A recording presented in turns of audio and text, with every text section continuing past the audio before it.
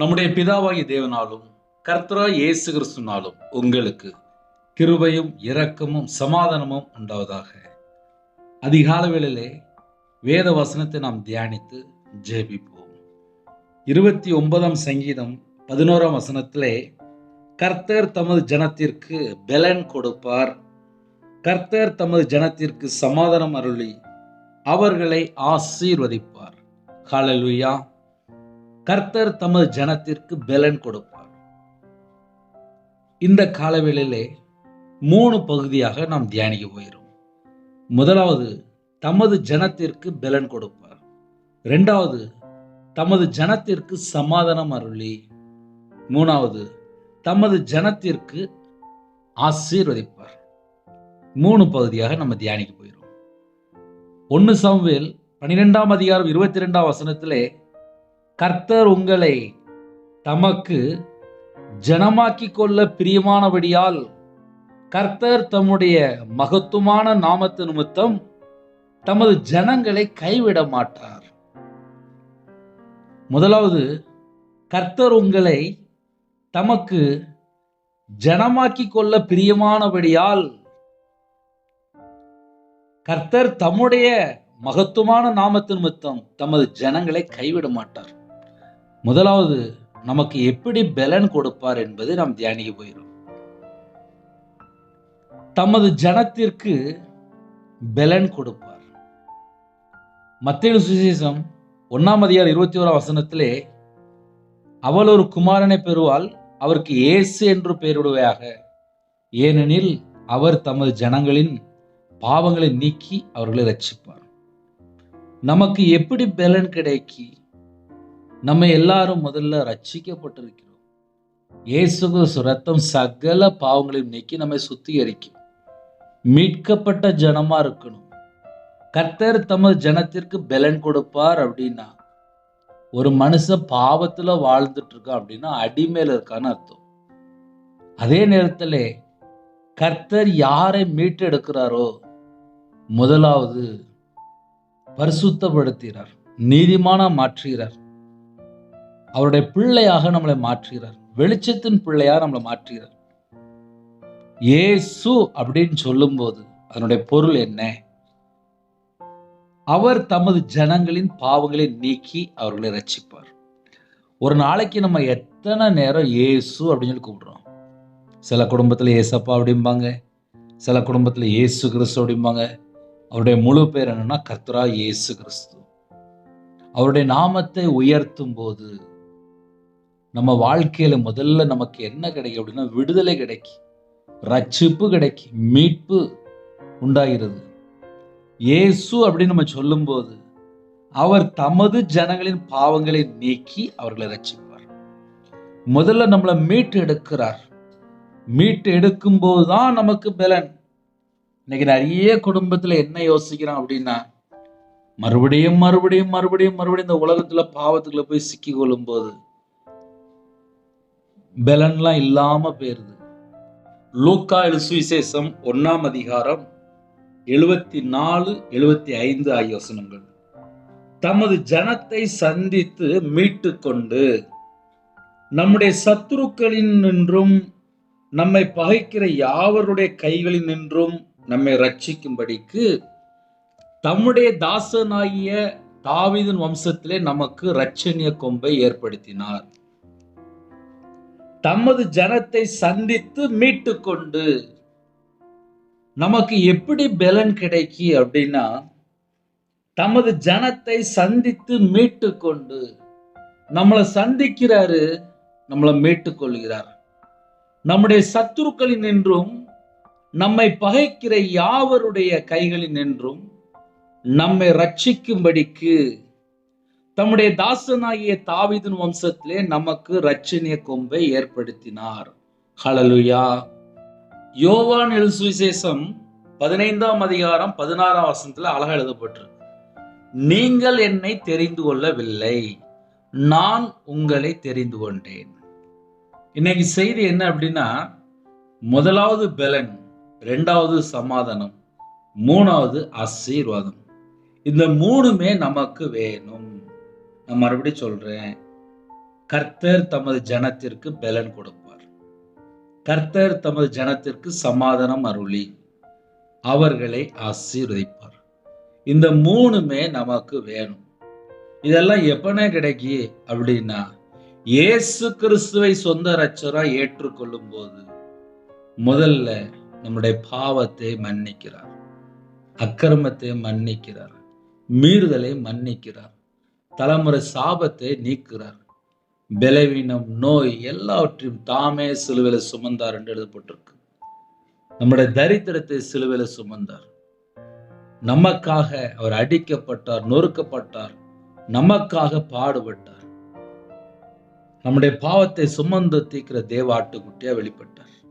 இயேசு கிறிஸ்துவை எந்த அளவுக்கு நம்ம அறிந்து கொள்றோமோ அந்த அளவுக்கு நமக்கு முதல்ல ஒரு பலன். அப்போஸ்தலர் 1:8 அழகா எழுதப்பட்டிருக்கு. பரிசுத்த ஆவி உங்களிடத்தில் வரும்போது நீங்கள் பலன் அடைந்து எருசலேமிலும் யூதேயா முழுவதிலும் சமரியாவிலும் பூமியின் கடைசி பரியந்தமும் எனக்கு சாட்சிகளா இருப்பீர்கள். கர்த்தருடைய ஜனம் எப்படி பலனை பெற்றுக்கொள்றாங்க அப்படின்னு சொல்லி பார்க்கும்போது, இயேசு கிறிஸ்துவை அறிந்து கொள்ளும் போது நமக்கு பலன், பரிசுத்த ஆவியானவர் வரும்போது நமக்கு பலன் கிடைக்கும். பரிசுத்த ஆவி உங்களிடத்தில் வரும்போது நீங்கள் பலன் அடைந்து, அப்ப நம்ம என்ன யோசித்து பார்க்கணும் அப்படின்னா, முதல்ல நம்ம ரட்சிக்கப்பட்ட ஜனமா இருக்கணும். இரண்டாவது, பரிசுத்த ஆவியை நாம் பெற்றுக்கொள்ள வேண்டும். கர்த்தர் தமது ஜனத்திற்கு பலன் கொடுப்பார். நம்ம வாழ்க்கையிலே சத்துரு கையிலிருந்து நம்ம மீட்கப்பட்ட ஜனமா இருக்கணும். லூக்கா சுவிசேஷம் 1:74-75 ஆகிய வசனங்களிலே தமது ஜனத்தை சந்தித்து மீட்டு கொண்டு அவர் நம்மை சந்திக்கிறார், நம்மை மீட்டுக் கொள்கிறார். நம்முடைய சத்துருக்களில் நின்றும் நம்மை பகைக்கிற யாவருடைய கைகளில் நின்றும் நம்மை ரட்சிக்கிறார். ஹல்லேலூயா. அவர் தமது ஜனத்திற்கு மீட்பை அனுப்பி தமது உடன்படிக்கை நித்திய உடன்படிக்கையாக கட்டளையிட்டார். அவருடைய நாம பரிசுத்தமும் பயங்கரம் உள்ளது என்று எழுதப்பட்டிருக்கு. 111 சங்கீதம் 9 கர்த்தர் தமது ஜனத்திற்கு மீட்பை அனுப்பி நம்மளை சந்திக்கிறார், நம்மளை மீட்டெடுக்கிறார். தமது உடன்படிக்கை நித்திய உடன்படிக்கையாக கட்டளையிட்டார். அவருடைய நாமம் பரிசுத்தமும் பயங்கரமான நாமம். ஹல்லேலூயா. இன்னும் கூட ஒரு வசனத்தை வாசிப்போம். 113 சங்கீதம் 6-8 ஆகிய வசனங்களிலே, அவர் வானத்திலும் பூமியிலும் உள்ளவைகளை பார்க்கும்படி தம்மை தாழ்த்துகிறார். அவர் சிறியவனை புழுதியில் இருந்து தூக்கி விடுகிறார், எளியவனை குப்பையில் இருந்து உயர்த்துகிறார். அவனை பிரபுக்களோடும் தமது ஜனத்தின் அதிபதிகளோடும் உட்கார பண்ணுகிறார். மீட்கப்பட்ட ஜனம் எந்த அளவுக்கு ஆசீர்வதிக்கப்பட்ட ஜனம், நமக்கு எப்படி பலன் கிடைக்கி? முதலாவது பாயிண்ட் என்ன அப்படின்னா, கர்த்தர் தமது ஜனத்திற்கு பலன் கொடுப்பார். நம்ம வாழ்க்கையில முதல்ல நமக்கு என்னென்ன வேணும் அப்படின்னா, பலன் வேணும், ஆவிக்குரிய பலனும் வேணும், விடுதலையாக்கப்பட்ட ஜனமா இருக்கணும். அவர் நம்மளை சந்திக்கிறார், நம்மளை மீட்டுக் கொள்கிறார். இயேசு கிறிஸ்து நாமத்தை சொல்லும் போது அவர் தமது ஜனங்களின் பாவங்களை நீக்கி அவர்களை ரட்சிப்பார். யாரெல்லாம் இயேசு கிறிஸ்து என்று நீங்க கூப்பிடுறீங்களோ, நீங்க இருக்கிற இடத்துல உங்களுக்கு ஒரு விடுதலை, உங்களை மீட்டெடுக்கிறார், உங்களை சந்திக்கிறார், சத்துரு கையிலிருந்து மீட்டெடுக்கிறார். நம்மை பகைக்கிற யாவருடைய கைகளில் நின்றும் நம்மை ரட்சிக்கும்படிக்கு. ஹல்லேலூயா. அவருடைய நாமம் பரிசுத்தமும் பயங்கரமுமானது. எபேசியர் 2:7 மீட்டெடுக்கிறது மாத்திரம் அல்ல, கிறிஸ்து இயேசுவுக்குள் நம்மை அவரோட கூட எழுப்பி உன்னதங்களிலே அவரோட கூட உட்காரவும் செய்தார். நமக்கு எப்படிலாம் பலன் கிடைக்கும் சொல்லி பார்க்கும்போது, நம்ம இயேசு கிறிஸ்து நாமத்தை சொல்லும் போது நம்முடைய பாவங்கள் எல்லாவற்றையும் நீக்கி நம்மளை ரட்சிக்கிறார். தமது ஜனத்தை சந்தித்து மீட்டுக் கொள்கிறார். நம்முடைய சத்துருக்களில் நின்றும் நம்மை பகைக்கிற யாவருடைய கைகளில் நின்றும் நம்மை ரட்சிக்கும்படிக்கு. மீட்கப்பட்ட ஜனம் ஆசீர்வதிக்கப்பட்ட ஜனம். தமது ஜனத்தின் அதிபதிகளோடும் உட்கார பண்ணுகிறார். நம்மளை மீட்டு எடுக்கிறார், அதிபதிகளோடும் உட்கார பண்ணுகிறார். ஒருவேளை ரொம்ப கஷ்டப்பட்ட சூழ்நிலை இருக்கிறீங்களா? கர்த்தர் தூக்கி எடுக்கிறார். வசனம் தெளிவாக எழுதப்பட்டிருக்கு. அவர் சிறியவனை புழுதியிலிருந்து தூக்கி விடுகிறார், எளியவனை குப்பையிலிருந்து உயர்த்துகிறார். நம்ம எந்தெந்த பட்டணத்தில் இருக்கிறோமோ நம்மளை முதல்ல தூக்கி எடுக்கிறார், இரண்டாவது உயர்த்துகிறார். அவனை பிரபுக்களோடும் தமது ஜனத்தின் அதிபதிகளோடும் உட்கார பண்ணுகிறார். ஹல்லேலூயா. முதலாவது, கர்த்தர் தமது ஜனத்திற்கு பலன் கொடுப்பார். இரண்டாவது, கர்த்தர் தமது ஜனத்திற்கு சமாதானம் அருளி அவர் நமக்கு எப்படி சமாதானம் தருகிறார்?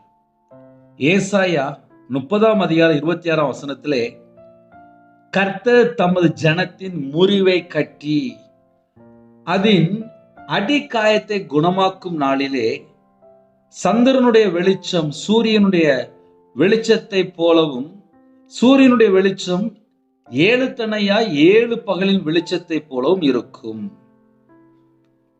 கர்த்தர் தமது ஜனத்திற்கு சமாதானம் அருளி கர்த்தர் தமது ஜனத்தின் முறிவை கட்டி அதன் அடிக்காயத்தை குணமாக்கும் நாளிலே. இருதயம் சில நேரத்துல காயப்பட்ட சூழ்நிலையா இருக்கும். யாராவது நம்மளை கஷ்டப்படுத்தி இருப்பாங்க, இருதயம் காயமா இருக்கும். இன்னுமா சரீரம், நம்ம நிறைய சொல்லலாம். வசனம் எப்படி எழுதப்பட்டிருக்கு அப்படின்னா, கர்த்தர் தமது ஜனத்தின் முறிவை கட்டி. ஒரு எலும்பு ஒடிஞ்சிட்டு அப்படின்னா மறுபடியும் கட்டுவாங்க. முறிவை கட்டி அதன் அடிக்காயத்தை குணமாக்கும் நாளிலே. அப்ப சமாதானம் எப்படி கிடைக்கும் அப்படின்னா, நம்ம எந்த இடத்துல உடைந்து போய் இருக்கிறோமோ அந்த முறிவை கட்டி அடிக்காயத்தை குணமாக்கும் நாளிலே சந்திரனுடைய வெளிச்சம் சூரியனை வெளிச்சத்தை போலவும் சூரியனுடைய வெளிச்சம் 7 தணையாய் 7 பகலின் வெளிச்சத்தை போலவும் இருக்கும். அதாவது 7 மடங்கு அப்படிங்கிறது. சந்திரனுடைய வெளிச்சம் சூரியனுடைய வெளிச்சத்தை போலவும் மாறுமா? அதாவது வாழ்க்கை டோட்டலா மாறும். ஏசாயா 30:26 கர்த்தர் தமது ஜனத்தின் முறிவை கட்டி அதன் அடிக்காயத்தை குணமாக்கும் நாளிலே. ஒரு மனுஷனுடைய இதயத்துக்குள்ள குணமாயிட்டு வாழ்க்கையில சமாதானம் கிடைக்கும் போது எப்படி இருக்குமா? சந்திரனுடைய வெளிச்சம் சூரியனுடைய வெளிச்சத்தை போலவும். ஐயா, சந்திரனுடைய வெளிச்சம்னா அது நம்ம எல்லாருக்குமே தெரியும். ஆனா அந்த வெளிச்சம் எப்படி மாறுதான்? சூரியனுடைய வெளிச்சத்தை போலவும். அடுத்தவள் சொல்றாரு, சூரியனுடைய வெளிச்சம் 7 தணையாய் 7 பகலின் வெளிச்சத்தை போலவும் இருக்கும். அப்ப நம்ம வாழ்க்கையிலே கர்த்தர் நம்மை சந்திக்கும் போது நமக்கு எந்த அளவுக்கு சமாதானம் இருக்கும்? ஏசாயா 25:8 அவர் மரணத்தை ஜெயமாக விழுங்குவார். கர்த்தராகிய தேவன் எல்லா முகங்களிலும் இருந்து கண்ணீரை துடைத்து தமது ஜனத்தின் நிந்தையை பூமியில் இராதபடிக்கு முற்றிலும் நீக்கி விடுவார். கர்த்தரே இதை சொன்னார். இப்போ நம்ம எதை தியானித்து கொண்டிருக்கிறோம் அப்படின்னா, கர்த்தர் தமது ஜனத்திற்கு சமாதானம் அருளி அவர் மரணத்தை ஜெயமாக விழுங்குவாராம். பாவத்தின் சம்பளம் மரணம். ஒரு மனுஷன் பாவத்துல வாழ்ந்துட்டு இருக்கான் அப்படின்னா மரணத்துக்கு நேரா போயிட்டு இருப்பான். அவனுக்கு நிம்மதி இருக்காது, சமாதானம் இருக்காது. நிந்தைகள், அவமானங்கள், கண்ணீர், இப்படி நம்ம நிறைய சொல்லிக்கிட்டே போலாம். ஆனா இயேசு கிறிஸ்துவை ஒரு மனுஷன் சொந்த ரட்சகரா ஏற்றுக்கொள்ளும் போது என்ன நடக்கு அப்படின்னா, நம்முடைய பாவத்தை எல்லாம் அவர் சிலுவையில சுமந்தாராம். நம்மளை மீட்டெடுக்க ரோமர் 8:2 அழகா ஆன்சர் இருக்கு. கிறிஸ்து இயேசுவினாலே ஜீவனுடைய ஆவியின் பிரமாணம் என்னை பாவம் மரணம் என்பவைகளின் பிரமாணத்தினின்று விடுதலை ஆக்கிற்றே. இயேசு கிறிஸ்து ஐயா நான் சொந்த ரட்சகரா ஏற்றுக்கொண்டேன், எனக்கு என்ன கிஃப்ட் அப்படின்னு சொல்லி கேட்பாங்க. கிறிஸ்து இயேசுவினாலே ஜீவனுடைய ஆவியின் பிரமாணம் என்னை பாவம் மரணம் என்பவைகளின் பிரமாணத்தினின்று விடுதலை ஆக்கிற்றே. அவர் மரணத்தை ஜெயமாக விழுங்குவார் என்று எழுதப்பட்டிருக்கு. மரணத்தை வென்று நமக்கு நித்திய ஜீவனை உண்டு பண்ணிருக்கிறார். அந்த நித்திய ஜீவனுக்குள்ள போகணும் அப்படின்னா இயேசு அழகா சொன்னார், நானே வழி, நானே சத்தியம், நானே ஜீவன். குமாரனையும் பிதாவையும் அறியும் போதுதான் நம்ம நித்திய ஜீவனுக்குள்ள போறோம். குமாரனையும் பிதாவையும் அறிந்து கொள்ள வேண்டும். ஹல்லேலூயா. அவர் மரணத்தை ஜெயமாக விளங்குவார். கர்த்தராகிய தேவன் எல்லா முகங்களிலும் இருந்து கண்ணீரை துடைத்து, எல்லா முகங்களிலும் இருந்து கண்ணீரை துடைத்து தமது ஜனத்தின் நிந்தையை பூமியில் இராதபடிக்கு முற்றிலும் நீக்கிவிடுவார். நம்ம வாழ்க்கையில நமக்கு சமாதானம் கிடைக்கும் போது முதல்ல நம்ம பாவத்திலிருந்து விடுதலையாக்கப்பட்டு இருக்கிறோம். அவர் மீட்டெடுக்கிறார், பலன் கொடுக்கிறார். அவர் நமக்கு எப்படி சமாதானம் தருகிறார் என்று பார்க்கும்போது, தமது ஜனத்தின் முறிவை கட்டி அதன் அடி காயத்தை குணமாக்குகிறார். குணமாக்கிதான் நம்மளை மீட்டெடுக்கிறார். மரணத்தை ஜெயமா விழுங்குறார். எல்லாமே நம்மளை மீட்டெடுக்கிறார். கர்த்தராகிய தேவன் எல்லா முகங்களிலும் இருந்து கண்ணீரை துடைத்து, நமக்கு சமாதானம் கிடைக்கும் போது கண்ணீர் இருக்காது. கண்ணீரை துடைத்து தமது ஜனத்தின் நிந்தையை பூமியில் இராதபடிக்கு முற்றிலும் நீக்கி விடுவார். இயேசு கிறிஸ்துவை சொந்த இரட்சகராய் ஏற்றுக்கொள்ளும் போது கண்ணீர் வாழ்க்கை இருக்காது, நிந்தை இருக்காது. அதே நேரத்தில் காயங்கள் இருக்காது. அடி காயத்தை குணமாக்குறார் என்று எழுதப்பட்டிருக்கு. புதிய ஏற்பாட்டில் பார்க்கும்போது யோவான் சுவிசேஷம் 14ஆம் அதிகாரம் 27ஆம் வசனத்திலே சமாதானத்தை உங்களுக்கு வைத்து போகிறேன் என்று சொன்னார். இயேசு கிறிஸ்து நமக்கு என்ன தந்தார் தெரியுமா? சமாதானத்தை உண்டு பண்ணினார். நமக்கு பலன் தருகிறார். அந்த பலன் எப்படின்னே கிடைக்கும் அப்படின்னா நம்மளை மீட்டு எடுக்கிறார். மீட்டு எடுத்து அப்போஸ்தலர் 1ஆம் அதிகாரம் 8ஆம் வசனத்திலே பரிசுத்த ஆவி உங்களிடத்தில் வரும்போது பலன் அடைந்து, அந்த பலன் எப்போ கிடைக்கும் அப்படின்னா பரிசுத்த ஆவி நமக்குள்ள வரும்போதுதான். நம்மளை மீட்டு எடுக்கிறார், நம்மளை சந்திக்கிறார். நம்மளை சந்தித்து மீட்டு எடுத்து மறுபடியும் நம்மளுக்கு பரிசுத்த ஆவியை தருகிறார், சமாதானத்தை தருகிறார், ஆசீர்வதிக்கிறார். எப்படி நம்மளை ஆசீர்வதிக்கிறார் என்று பார்க்கும்போது, தமக்கு பயந்தவர்களுக்கு ஆகாரம் கொடுக்கிறார். யாரெல்லாம் கர்த்தருக்கு பயந்து தீமை வெறுத்து வாழ்றாங்களோ அவர்களுக்கு ஆகாரம் கொடுக்கிறார். தமது உடன்படிக்கையை என்றென்றைக்கும் நினைப்பார். ஜாதிகளின் சுதந்திரத்தை தமது ஜனங்களுக்கு கொடுத்ததினால் தமது கிரியைகளின் பலத்தை அவர்களுக்கு தெரியப்படுத்தினார். 111ஆம் சங்கீதம் 5 மற்றும் 6 ஆகிய வசனங்களில் எழுதப்பட்டிருக்கு. யாரெல்லாம் தீமை வெறுத்து கர்த்தருக்கு பயந்து வாழ்றாங்களோ அவங்களுக்கு ஆசீர்வாதம். யோவேல் 2ஆம் அதிகாரம் 19ஆம் வசனத்திலே கர்த்தர் மறுமொழி கொடுத்து தமது ஜனத்தை நோக்கி, இதோ நான் உங்களை இனி புறஜாதிகளுக்குள்ளே நிந்தையாக வைக்காமல் உங்களுக்கு தானியத்தையும் திராட்சரசத்தையும் எண்ணெயையும் கொடுத்தேன், நீங்கள் அதனால் திருப்தியாவீர்கள். கர்த்தர் நம்மளை சந்திக்கும் போது எப்படிலாம் ஆசீர்வதிக்கிறார். நான் உங்களை இனி புறஜாதிகளுக்குள்ளே நிந்தையாக வைக்காமல் உங்களுக்கு தானியத்தையும் திராட்சரசத்தையும் எண்ணெயையும் கொடுத்தேன், நீங்கள் அதனால் திருப்தியாவீர்கள். ஒரு திருப்தியான ஒரு ஆசீர்வாதம். பழைய ஏற்பாட்டிலே யோவேல் 2ஆம் அதிகாரம் 19ஆம் வசனம் எழுதப்பட்டிருக்கு. புதிய ஏற்பாட்டில் நம்ம பார்க்கணும் அப்படின்னா அப்போஸ்தலர் 3ஆம் அதிகாரம் 26ஆம் வசனத்திலே அங்கே எழுதப்பட்டிருக்கு. எப்படி ஆசீர்வதிக்கிறார், நம்ம எப்படி வாழ்ந்தா ஆசீர்வாதம். அவர் உங்கள் எல்லாரையும் உங்கள் பொல்லாங்கிலிருந்து விலக்கி உங்களை ஆசீர்வதிக்கும்படி தேவன் தம்முடைய பிள்ளையாகிய இயேசுவை எழுப்பி முதலாவது உங்களிடத்திற்கே அவரை அனுப்பினார் என்றார். இன்னைக்கு 3 பகுதியாக நம்ம தியானிச்சிருக்கிறோம். அந்த 3மே முக்கியமான பாயிண்ட் தான். முதல்ல தமது ஜனத்திற்கு பலன். யாரெல்லாம் அவருடைய பிள்ளையா இருக்கிறோமோ நமக்கு பலன். 2வது, கர்த்தருடைய வார்த்தைக்கு நம்ம எந்த அளவுக்கு கீழ்ப்படிந்து வாழ்றோமோ நமக்கு சமாதானம் இருக்கும். அதே நேரத்தில் தீமையை விட்டு விலகி வாழும்போது, பொல்லாப்பை விட்டு விலகி வாழும்போது நம்ம குடும்பம் ஆசீர்வாதமா இருக்கும். கர்த்தர் தமது ஜனத்திற்கு பலன் கொடுப்பார். கர்த்தர் தமது ஜனத்திற்கு சமாதானம் அருளி அவர்களை ஆசீர்வதிப்பார். இந்த 3 விதமான ஆசீர்வாதமும் நமக்கு வேண்டும் என்றால் நம்ம கிறிஸ்துவுக்குள்ள இருக்கணும். இன்னைக்கு நிறைய நேரத்துல எவ்வளவு நம்ம செய்தி கேட்டாலும், எத்தனை காரியங்களை நம்ம அறிந்து கொண்டாலும், நம்ம சிந்தை உலகத்துக்குள்ள போதா கண்டுபிடிக்கணும். நம்ம இருதயத்துக்குள்ளே உலக காரியம் இருக்கா கண்டுபிடிக்கணும். ஏன்னா நிறைய குடும்பத்துல என்ன நடக்கும் அப்படின்னா, காலை வேளையில நல்ல ஜெபம் பண்றாங்க. ஆனா பகல் வேளையில செல்போன் கையில இருக்கு. பல மணி நேரம் அடிமையா இருக்கிறாங்க. எனக்கு ஒரு சகோதரி ஒரு சாட்சி சொன்னாங்க. கல்யாணம் முடிஞ்சு எனக்கு 22 வருஷம் ஆகுது. நாங்க விரும்பி திருமணம் முடிச்சோம். சொந்த தேசத்தை விட்டு கணவரோட நான் வேற தேசத்துல இருக்கிறேன். நான் இருக்கிற பகுதியில வீட்டில தான் இருப்பேன்.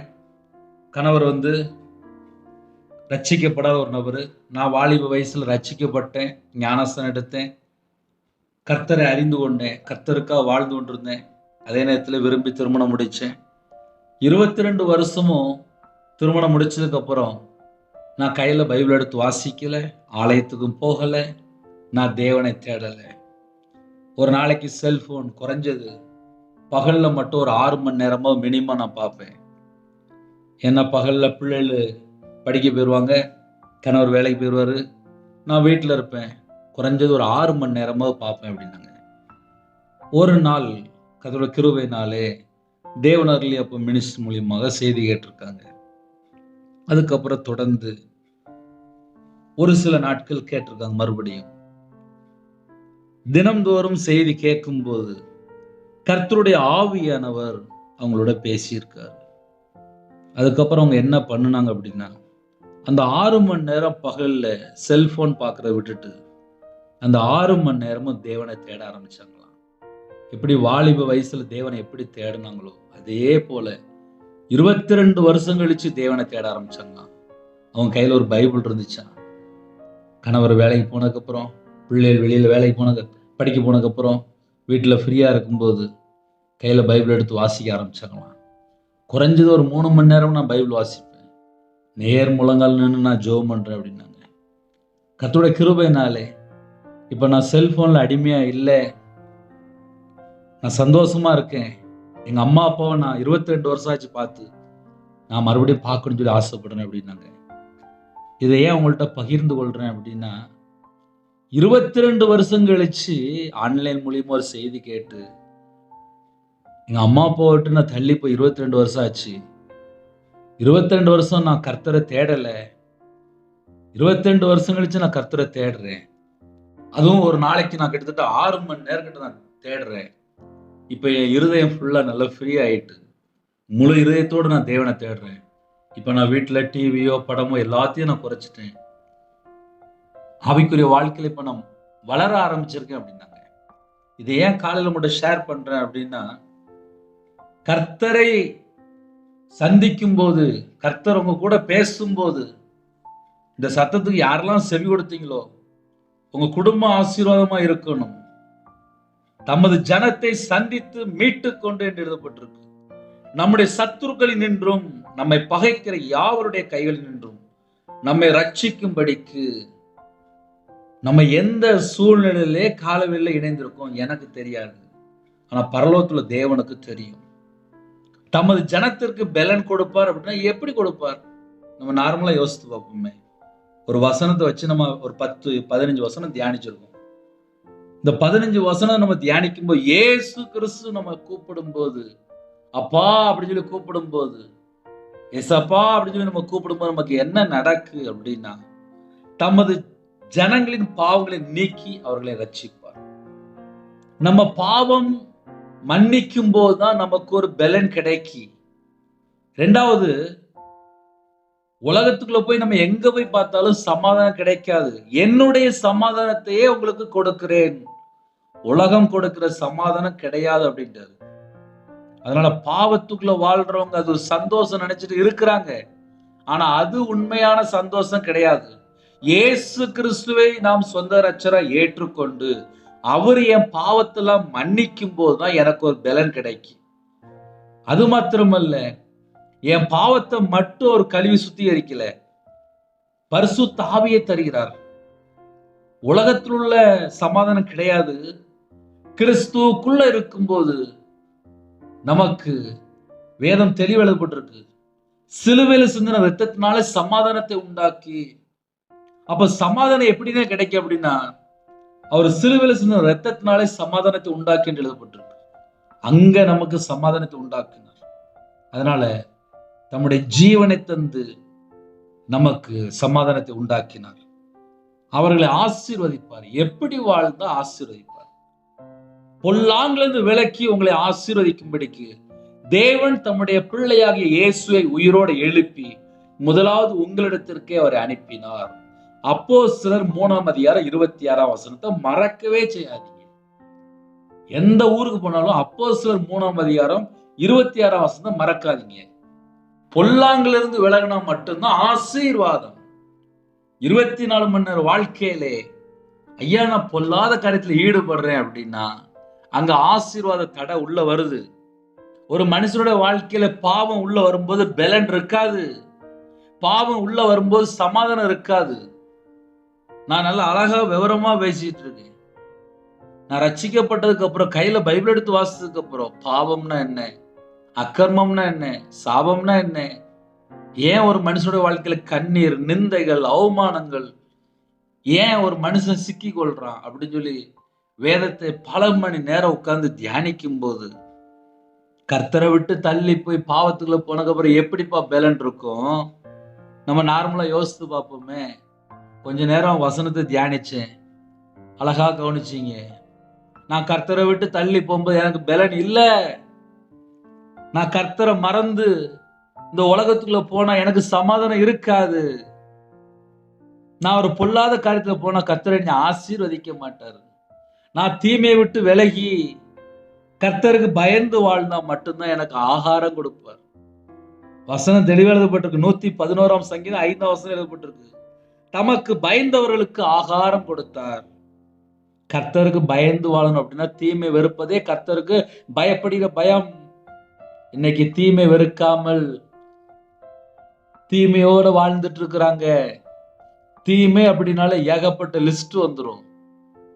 வகையை திறந்தா போய் உண்மை இல்லை, பரிசுத்தம் இல்லை, நீதியை பின்பற்றல, அநியாயமா, லஞ்சம், பரிதானம், அடுத்தவன் வேலை எனக்கு வேணும், கேட்டா பணம் கொடுத்துடலாம், இதெல்லாம் அநியாயம். எங்கெல்லாம் அநியாயம் இருக்கோ அங்கெல்லாம் லூசிபர் வந்துருவான். அவங்களோட வாழ்க்கையில் ஆசீர்வாத கையில் இருக்க பணம்லாம் நஷ்டத்துக்கு போயிடும், வீண் செலவுக்கு போயிடும். ஒரு மனுஷன் கர்த்தரை மறந்ததுக்கு அப்புறம் பலன் இருக்காது. கர்த்தரை மறந்ததுக்கு அப்புறம் சமாதானம் இருக்காது. கர்த்தரை மறந்ததுக்கு அப்புறம் கர்த்தர் எப்படி ஆசீர்வதிப்பார்? இன்னைக்கு செய்தி என்னன்னு அப்படின்னா, கர்த்தர் தமது ஜனத்திற்கு, அந்த தமதுங்கிற வேர்டு ரொம்ப முக்கியம். அதுதான் மறுபடியும் நிப்பாட்டி பேசிட்டு இருக்கேன். தமது ஜனத்திற்கு பலன் கொடுப்பார். நான் கிறிஸ்துவுக்குள்ள இருக்கிறேனா அது மட்டும்தான் நான் யோசிச்சு பார்க்கணும். நான் கிறிஸ்துவுக்குள்ள இருந்தா எல்லா விதமான கிஃப்ட் உங்க வீட்டுக்குள்ள வந்து சேர்ந்துடும். எந்த சந்தேகமும் இல்லை, எந்த டவுட்டும் இல்லை. நான் கிறிஸ்துவுக்குள்ள இருக்கணும். என் இருதயம் இந்த உலகத்துக்குள்ள எந்த ஒரு காரியத்தில் அடிமையா இல்லாமல் என் இருதயத்துக்குள்ளே தேவனோட வார்த்தை இருக்கணும். நீதிமான இருதயத்துக்குள்ள தேவன் அருளிய வேதம் இருக்கும். என் இருதயத்துக்குள்ள கர்த்தருடைய வார்த்தை இருக்குமானால், கர்த்தருடைய வார்த்தைக்கு பயந்து நான் கீழ்ப்படிந்து வாழ்வேன் என்றால் பரிபூர்ணமான ஆசீர்வாதம். இதுதான் ஃபார்முலா. அதனால இவ்வளவு நேரம் நம்ம பேசணும். இன்னைக்கு கேட்ட சத்தியம் முக்கியமான பாயிண்ட், முக்கியமான வசனத்தை மட்டும்தான் தியானிச்சிருக்கோம். நம்ம வாழ்க்கையில நமக்கு ஒரு பலன் வேணும். நம்ம வாழ்க்கையில நமக்கு சமாதானம் வேணும். நம்ம வாழ்க்கையில ஆசீர்வாதமும் வேணும். பலனும் வேணும், சமாதானமும் வேணும், ஆசீர்வாதமும் வேணும். இயேசு கிறிஸ்துவை சொந்த இரட்சகரா ஏற்றுக்கொண்டு கனி கொடுக்கும் போது நமக்கு சமாதானமும் இருக்கும், ஆசீர்வாதமும் இருக்கும். ஒரு சின்ன ஜெபம் பண்ணி முடிப்போமா? கண்களை மூடி நாம் ஜெபம் செய்வோம். அன்பின் கர்த்தாவே, நன்றியோடு துதிக்கிறோம் சொல்கிறோம்ப்பா. அதிகாலங்களிலே வேத வசனத்தின் மூலியமாக பரிசுத்த ஆவியான பேசின கிருபைக்காக உமக்கு நன்றி செலுத்திடும். எங்க இதயத்துக்குள்ளே கர்த்தரை விட்டு தள்ளி போற எந்த ஒரு காரியமும் எங்களுக்கு வேண்டாம்ப்பா. எங்க கூட நீங்க பேசிருக்கீங்க, ஸ்தோத்திரம்ப்பா. உங்களுடைய கிருபையால் நிரப்புங்க, பரிசுத்தாவினால் நிரப்புங்க, உங்களுடைய வல்லமையால் நிரப்புங்க. ஜெப விஷயத்தை தாங்கப்பா. பரிசுத்தாவினால் நிரப்புங்கப்பா. அங்கின விஷயத்தால் நிரப்புங்கப்பா. ஆவிக்குரிய 9 கனிகளினாலும் ஆவிக்குரிய 9 வரங்களால் நிரப்புங்க. புதிய எண்ணெயால் அபிஷேகம் பண்ணுங்க. காண்டாமிருகத்தை பலத்தாங்க. கழுகுகளை போல செட்டைகள் அடித்து எழும்பணும் கிருபைத்தாங்க. குறைகள் குற்றங்கள் எல்லாவற்றையும் கர்த்தர் மன்னிங்க. கல்வாரி அன்பிலால் நிரப்புங்க. நிரப்பப்பட்ட பாத்திரமும் மாறட்டும். உங்களுடைய பிரசனம் இறங்கி வரட்டும்பா. இந்த நாளை எங்களுக்கு ஆசீர்வதித்தாங்க. பொல்லாங்களிலிருந்து விலக்கி எங்களை ஆசீர்வதிங்க. சமாதானத்தை தந்து ஆசீர்வதிங்க. பரிசுத்தாவினால் நிரப்பி எங்களை ஆசீர்வதிங்க. பரிசுத்தாவி உங்களிடத்தில் வரும்போது பலன் அடைந்து என்று எழுதப்பட்டிருக்கு. சாட்சியலாக இருப்பீர்கள். சாட்சியுள்ள ஒரு வாழ்க்கை வழக்கத்தை கிருபை செய்யுங்க. வெளியில புறப்பட்டு போறாங்க, முன்னு பின்னுமா தேவதூர் நிப்பாட்டி எல்லா காரியத்திலும் கர்த்தர் பாதுகாத்துக்கொள்ள. இன்னைக்குள்ள தேவைகளை கர்த்தர் சந்திங்க. பிறந்த நாள், திருமண நாள் யாரெல்லாம் கொண்டாடுறவங்க கர்த்தர் 1000 தலைமுறைக்கு ஆசீர்வதிங்க. கற்பத்திரிகை ஜெபிக்கலாம், கர்த்தர் மனமிறங்கி ஆசீர்வதிங்க. மாசமா இருக்க கர்த்தர் ஆசீர்வதிங்க. டெலிவரி போறாங்க, கர்த்தர் கூட இருங்க. திருமணத்துக்கு ஆயத்தமா இருக்க ஏற்ற துணை கர்த்தர் தந்து ஆசீர்வதிங்க. திருமணம் முடிந்ததுக்கு அப்புறம் குறைகள் குற்றங்கள் எல்லாவற்றையும் கர்த்தர் மன்னித்து பரிசுத்தப்படுத்தி மறுபடியும் இணைத்து வைங்க. யாரெல்லாம் தங்களை தாழ்த்துறவங்களோ இன்னைக்குள்ள எல்லா தேவைகளை கர்த்தர் சந்திங்க. படிப்பு தேவைகள், காலேஜ் தேவைகள், எல்லா தேவைகளை கர்த்தர் சந்திங்க. கடன் பிரச்சனை கர்த்தர் மாற்றிட்டாங்க. கால வேளையில வெளியில புறப்படுறாங்க எல்லா தேச ஜனங்களையும் கர்த்தர் பாதுகாத்து கொள்ளுங்க. பலவீனத்தோடு படுத்த படுக்கையில் யாரெல்லாம் இணைந்திருக்காங்களோ பரிபூர்ணமான சுகம் தந்து தீர்காயுசு தந்து பரிபூர்ணமாக கர்த்தர் உங்களுடைய பிள்ளைகளை தொட்டு சுகமாக்கித்தாங்க. தேவனர்லி அப்ப மினிஸ் மூலியமா இணைந்திருக்கிற குடும்பங்கள் இயேசு கிறிஸ்து நாமத்தினால் ஆசீர்வதிக்கப்படட்டும். கர்த்தரே கூட இருங்க. கர்த்தருடைய கரத்துல எங்களை அர்ப்பணிக்கிறோம்.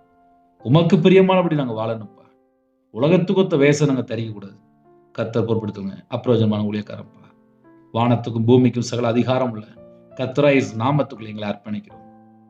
எங்களோட ஆவி, ஆத்துமா, சரீரம், சிந்து நினைவெல்லாம் பிதா குமாரன் பரிசுத்த நாமத்துல முத்திரை போட்டு ஆசீர்வதிங்க. கையிருக்கிறீர்கள் ஆசீர்வதிங்க. அப்பத்தின் தண்ணீர் ஆசீர்வதிங்க. சிரசின் மேல் ஆசீர்வதிங்க. களஞ்சியங்கள், பாத்திரங்கள் எல்லாம் நிரம்பி ஒழிக்கட்டும். இயேசு கிறிஸ்து நாமத்தினால் நிரம்பட்டும். கர்த்தர் பொறுப்படுத்துங்க. துதி கன மகிமை எல்லாம் கர்த்தரா இயேசு கிறிஸ்து ராஜா ஒருவருக்கே செலுத்தும். இயேசு கிறிஸ்து பிதாவே ஆமென். தேவனுக்கு மகிமை உண்டாவதாக. கர்த்தர் தாமே உங்களையும் உங்கள் குடும்பத்தையும் சகல காரியத்திலும் சம்பூர்ணமா திருப்தியாக கர்த்தர் கொடுத்து ஆசீர்வதிப்பாராக. ஆமென். God bless you. எனக்காக ஜெபித்துக் கொள்ளுங்கள். 9363064181 நம்பரில் உண்டால் நாங்கள் உங்களுக்காக குடும்பத்துக்காக ஜெபிப்போம். God bless you.